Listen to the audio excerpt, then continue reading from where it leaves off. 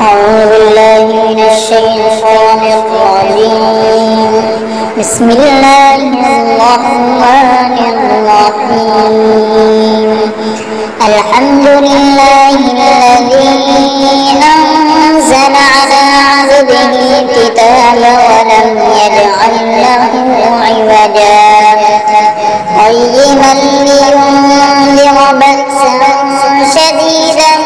من لدنه ويبشر المؤمنين الذين يعملون الصالحات أن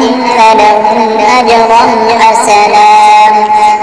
ماكثين فيه أبدا وينذر الذين قالوا اتخذ الله ولدا ما لهم به من علم ولا لآبائهم كبرت كلمة تخرج من أفواههم إن يقولون إلا كذبا فلعلك باخع نفسك على آثارهم إن لم يؤمنوا بهذا الحديث أسفا إنا جعلنا ما على الأرض زينة لها لنبلوهم أيهم أحسن عملا وإنا لجاعلون ما عليها صعيدا جرزا أم حسبت أن أصحاب الكهف والرقيم كانوا من آياتنا عجبا إذ أوى الفتية إلى الكهف فقالوا ربنا آتنا من لدنك رحمة وهيئ لنا من أمرنا رشدا فضربنا على آذانهم في الكهف سنين عددا ثم بعثناهم لنعلم أي الحزبين أحصى لما لبثوا أمدا نحن نقص عليك نبأهم بالحق إنهم فتية آمنوا بربهم وزدناهم هدى وربطنا على قلوبهم إذ قالوا وقالوا ربنا رب السماوات والأرض لن ندعو من دونه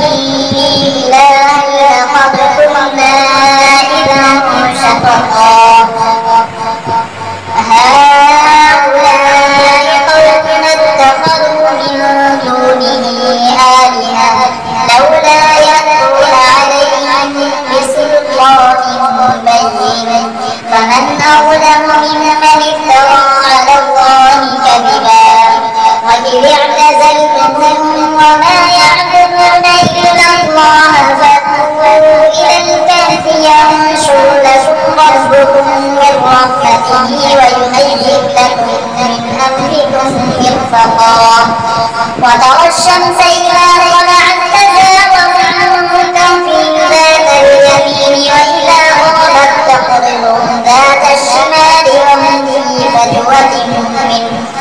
ذلك من آيات الله من يهد الله فهو المهتد ومن يضلل فلن تجد له وليا مرشدا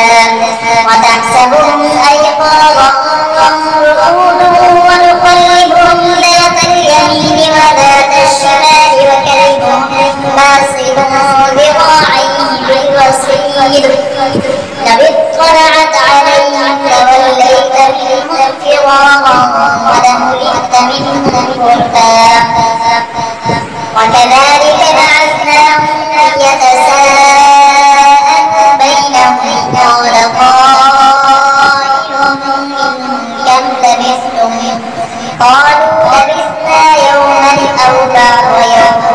قالوا ربكم أعلم بما لبثتم فابعثوا أحدكم بورقكم هذه إلى المدينة فلينظر أيها أزكى طعاما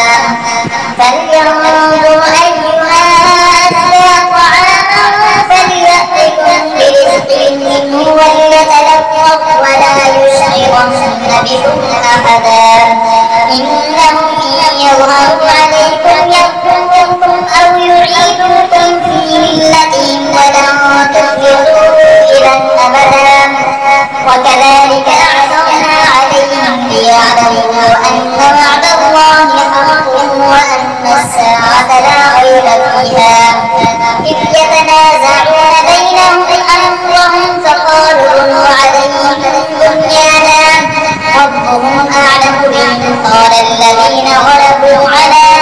أمرهم لنتخذن عليهم مسجدا سيقولون ثلاثة رابعهم كلبهم ويقولون خمسة سادسهم كلبهم رجما بالغيب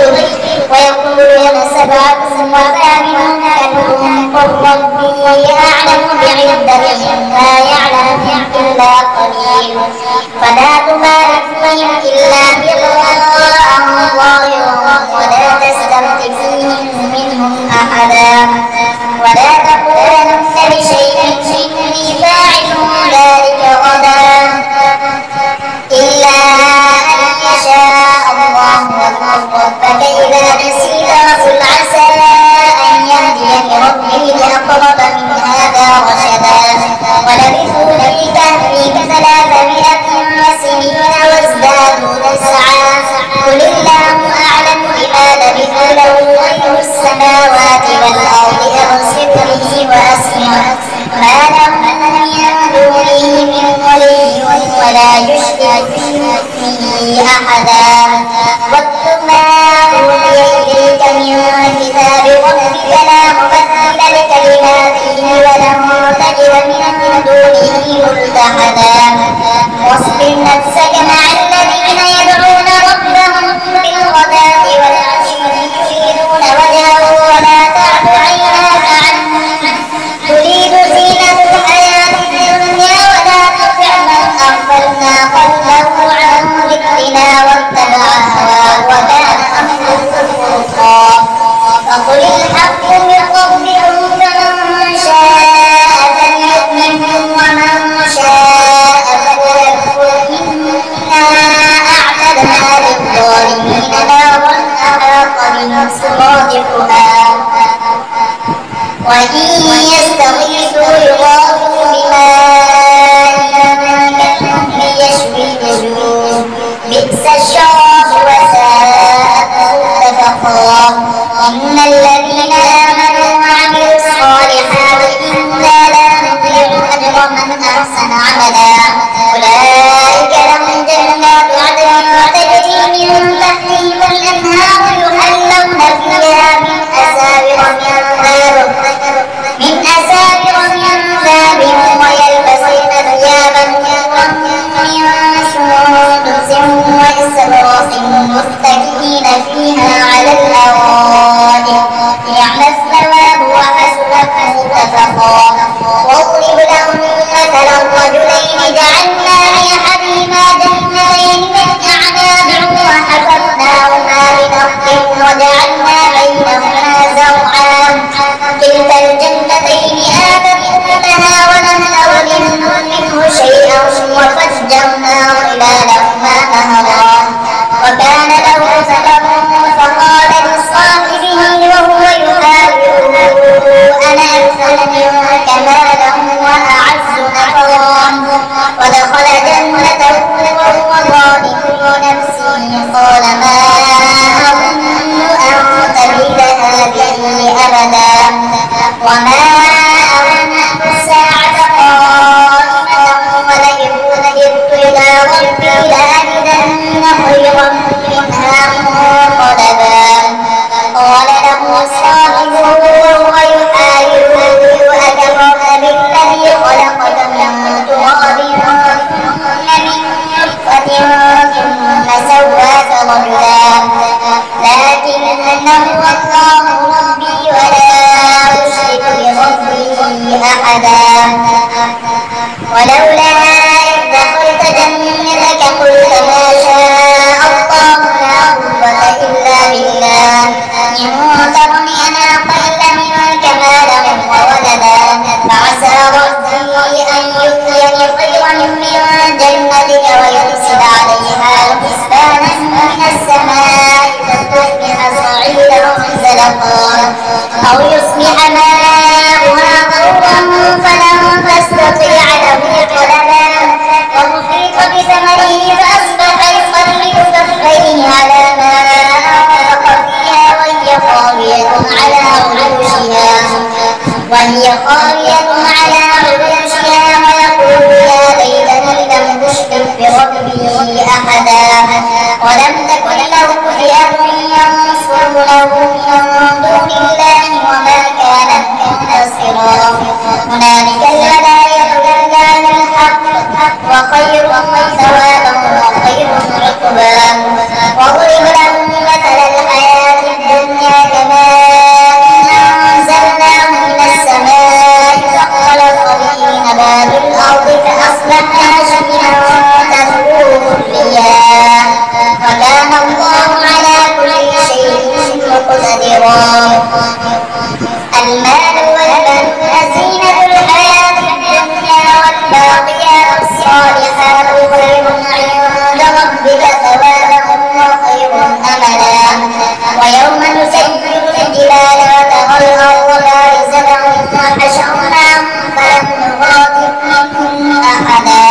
وعرضوا على ربك صفا لقد جئتمونا كما خلقناكم أول مرة بل زعمتم أن لن نجعل لكم موعدا ووضع الكتاب فترى المجرمين مشفقين مما فيه ويقولون يا ويلتنا ما لهذا الكتاب لا يغادر صغيرة ولا كبيرة إلا أحصاها ووجدوا ما عملوا حاضرا ولا يظلم ربك أحدا وإذ قلنا للملائكة اسجدوا لآدم فسجدوا إلا إبليس كان من الجن ففسق عن أمر ربه أفتتخذونه وذريته أولياء من دوني وهم لكم عدو بئس للظالمين بدلا ما أشهدتهم خلق السماوات والأرض ولا خلق أنفسهم وما كنت متخذ المضلين عضدا ويوم يقول نادوا شركائي الذين زعمتم فدعوهم فلم يستجيبوا لهم وجعلنا بينهم موبقا ورأى المجرمون النار فظنوا أنهم واقعوها ولم يجدوا عنها مسحورا ولقد صرفنا في هذا القرآن للناس من كل مثل وكان الإنسان أكثر شيء جدلا وما منع الناس أن يؤمنوا إذ جاءهم الهدى ويستغفروا ربهم إلا أن تأتيهم سنة الأولين أو يأتيهم العذاب قبلا وما نرسل المرسلين إلا مبشرين ومنذرين ويجادل الذين كفروا بالباطل ليدحضوا بالحق واتخذوا آياتي وما أنذروا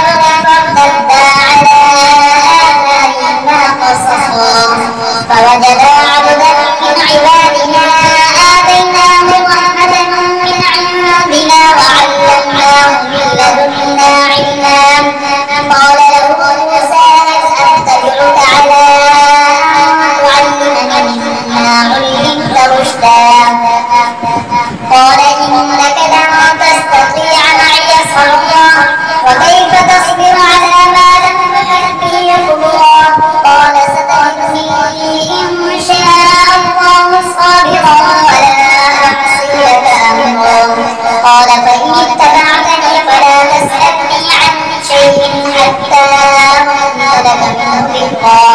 فانطلقا حتى إذا ركبا في السفينة خرقها قال أخرقنا لتغرق أهلها لقد جئت شيئا إمرا قال ألم أقل إنك لن تستطيع معي صبرا قال لا تؤاخذني بما نسيت ولا ترهقني من أمري عسرا فانطلقا حتى إذا لقيا غلاما فقتله قال أقتلت نفسا زكية بغير نفس لقد جئت شيئا نكرا قال ألم أقل لك إنك لن تستطيع معي صبرا قال إن سألتك عن شيء بعدها فلا تصاحبني قد بلغت من لدني عذرا فانطلقا حتى إذا أتيا أهل قرية استطعما أهلها فأبوا أن يضيفوهما فوجدا فيها جدارا يريد أن ينقض فأقاما قال لو شئت لاتخذت عليهم أجرا قال هذا فراق بيني وبينك سأنبئك بتأويل ما لم تستطع عليه صبرا أما السفينة فكانت لمساكين يعملون في البحر فأردت أن أعيبها وكان ليأخذ كل سفينة غصبا وأما الغلام فكان أبواه مؤمنين فخشينا أن يرهقهما طغيانا وكفرا فأردنا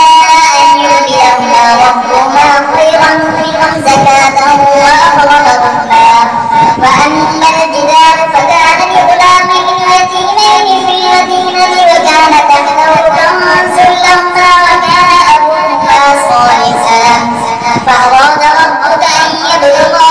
أشدهما ويستخرجا كنزهما رحمة من ربك وما فعلته عن أمري ذلك تأويل ما لم تستطع عليه صبرا ويسألونك عن ذي القرنين قل سأتلو عليكم منه ذكرا إنا مكنا له في الأرض وآتيناه من كل شيء سببا فأتبع سببا حتى إذا بلغ مغرب الشمس وجدها تغرب في عين حمئة ووجد عندها قوما قلنا يا ذا القرنين إما أن تعذب وإما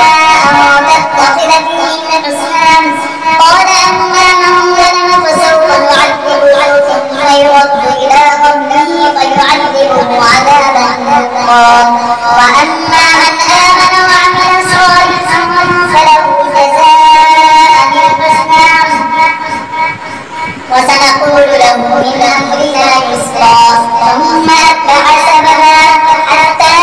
إذا بلغ مطلع الشمس وجدها تطلع على قوم لم نجعل لهم من دونها سترا كذلك وقد أحطنا بما لدينا كبرا ثم أتبع سببا حتى إذا بلغ بين السدين وجد من دونهما قوما لا يكادون يفقهون قولا قالوا يا ذا القرنين إن يأجوج ومأجوج مفسدون في الأرض فهل نجعل لك خرجا على أن تجعل بيننا وبينهم سدا قال ما مكنني فيه ربي خير فأعينوني برؤية أجعل بينكم وبينهم رحما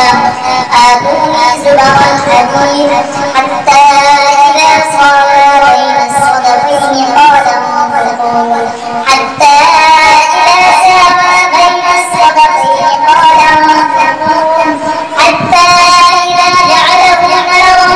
قال آتوني أفرغ عليه قطرا فما استطاعوا أن يظهروه وما استطاعوا له نقبا قال هذا رحمة من ربي فإذا جاء وعد ربي جعله دكا وكان وعد ربي حقا وتركنا بعضهم يومئذ يموت في بعض ونفخ في الصور فجمعناهم جمعا فعرضنا جهنم يومئذ للكافرين عرضا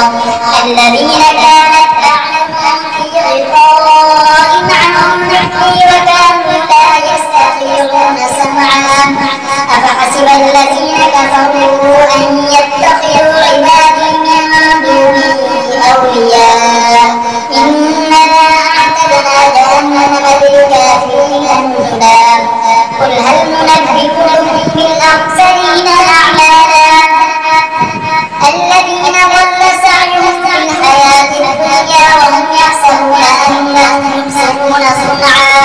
أولئك الذين كفروا بآيات ربهم ولقائه فحبطت أعمالهم فلا نقيم لهم يوم القيامة وزنا